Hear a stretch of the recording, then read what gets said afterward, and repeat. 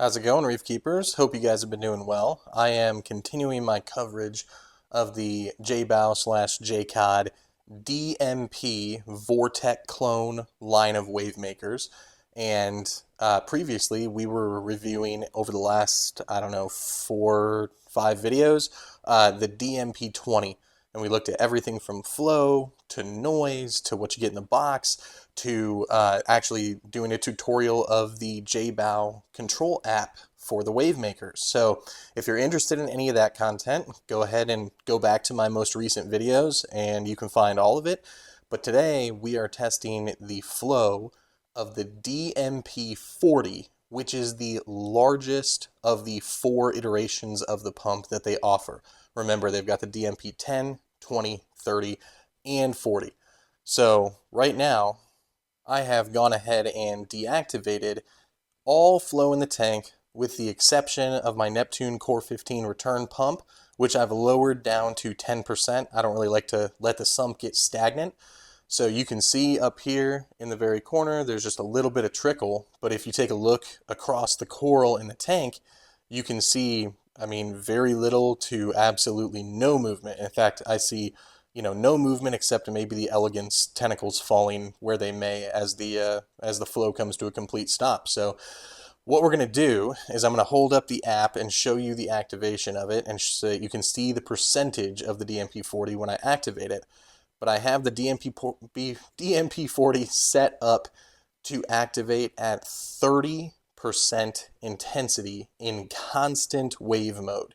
So with no other, purposeful flow going in the tank, I want to show what the DMP40 is capable of on this 4 foot by 2 foot, 4 foot long by 2 foot deep by whatever, 22 inch high, maybe 23 inch high or something tank. So pretty standard sized tank. So I'm going to go ahead and hold up the app and you'll see me activate it, and then go ahead and closely watch the coral in the tank after that button is pushed and the pump activates. Here we go.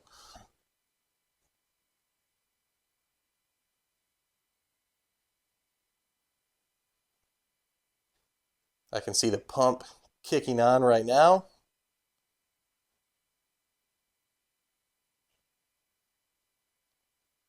As you'll see, we've got coral movement going on all throughout the tank. You can also see the anemones moving. Let's take a look. Elegance coral getting fine flow all the way down here in the corner.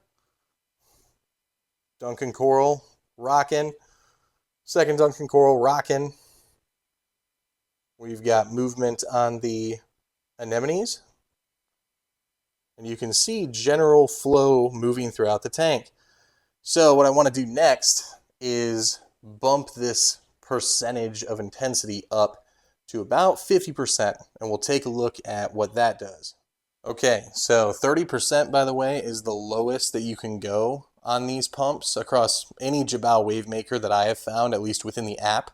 Maybe you can go lower on the control box, but that was the bare minimum that this pump can run at. And it could gently move the polyps of all of the LPS coral throughout the tank. And then if I had a better camera and got up close, you could also see the polyps on the SPS moving as well. So we're just going to go ahead and keep ramping it up and really see how ramping this thing up, like by 20% at a time impacts the flow. So I'm going to hold that app screen up to you again and activate it now at 50%. So here we go at 50% intensity, half of this pump's potential strength. Activating now, and let's watch. Pump is active and moving. I can hear a lot of water going down the overflow of the tank right now. It's really pushing across. You can see that elegance coral starting to whip pretty good there in the corner. You can see the Duncan coral really getting it there in the middle. Let's take a closer look. Elegance coral's definitely rocking and rolling now. Duncan coral moving in the current. Everything getting some flow here. Even this GSP down here low in the front is getting some good flow. All right. Let's bump this thing up to, you know what? Let's go to 80% and just show you 80. Okay, I am ready to go at 80% now. All the corals have come to a complete standstill again. I'm going to hold up the app screen and activate at 80%. Let's take a look. Activating now. All right, that was pretty instant. Already moving water. I can hear it hitting the overflow. I can actually see a lot of detritus coming off of the rocks. You guys may or may not be able to see that. Those are pretty fine particulates, but I can definitely see that, and I'm sure you guys can now see, taking a look at those Duncan corals and that elegance down in the corner. 80%'s got things, really cruising along here. So we'll take another close look. I will do 100%, probably not for very long because that is some pretty strong flow. 100% with the equivalent to an MP40 in strength is going to be pretty strong. So yeah, that's got things moving.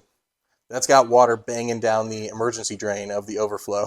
I don't know if you guys can hear that. Hopefully not. I've got a noise canceling mic, but yeah, this tank's moving at 80%. All right, ready for the 100% test. Everything has just about come to a standstill again. So this is the highest potential intensity that you can run this DMP-40 by Jecod at. So here we go. I'll hold up the screen and tap it again. And we're on. May not be able to keep this one active for very long, depending just how much this thing rips through the water. I imagine you guys probably can hear a little bit of that overflow box going crazy right now, but yeah, everything is moving quite hard now. So this is actually, you can see that elegance corner, or that elegance coral in the corner getting pushed pretty good because there is no opposing flow to break this situation up. That's generally not what I would want for the elegance coral. I kind of like it gently moving back and forth. So this would definitely be too strong. You can see that the flow goes down the tank and then sort of wraps back around and comes and hits these corals down low. You can see that rock flower nem really getting kind of pushed from behind there. And yeah, these corals are, I mean, look at the movement on that Duncan right there. Yeah, they're getting hit pretty hard at that rate. So yeah, this is 100%, and I will do a sound test if you guys are interested in it. But just understand, at 100%, I'm standing this far from the tank. I don't know, 3 feet away from the front of the tank, maybe 4 feet away from the actual dry side, 5 feet at most. I can't hear the pump. Like it's just dead silent. You can see how it's moving that water on top. I mean, it's causing that water to really rock up top, and I can't hear this thing. And I've got totally fine hearing, not sharp hearing, not dull hearing, normal hearing. So we'll look more into that later. For now, I'm going to go ahead and deactivate this again, and then I'm going to attempt to use some reef energy to pour it into the top of the pump of the wet side and activate it so that you can see, hopefully, the cone of flow, so to speak. So we'll give it a shot. All right, so I've gone ahead and deactivated both of my Quanta Pro Tropic Sun variety LED bars because I'm pretty sure if energy kind of fluoresces or illuminates. I'm not 100% sure on that. This is the first time I'm doing it. Because I don't want to be pouring a lot of this stuff in my tank, I didn't test it. So I'm live doing this with you guys for the first time. I'm going to go ahead and activate the pump from the tablet in my hand. And then as it activates, I'm going to pour a steady stream of this reef energy right down on top of the wet side of the wave maker so that you guys can see this visualization of flow. So I'll kind of talk through the process of what I'm doing. So I'm ready on the side of the tank. I'm going to go ahead and activate the pump right now and begin pouring the reef energy into the pump. Now this is the pump going at 30% strength. I wanted to do it at 30%, the lowest possible strength that the pump could be at, so that you guys could specifically see the flow moving in a purposeful fashion and not a chaotic fashion. Now the tank is just like luminescent green. I recall seeing videos of this online. But hopefully, now I couldn't see it from the side because I had to stand on the side of the tank. Hopefully that gave you guys some visualization of the cone of flow. The cone of flow, I would say, on this particular pump is pretty much a, what would you call it, totally narrow cone of flow, which, to be honest with you, is not my favorite thing. There are third-party, like 3D printed objects, 3D printed attachments that you can put on it on the wet side to go ahead and change the flow pattern.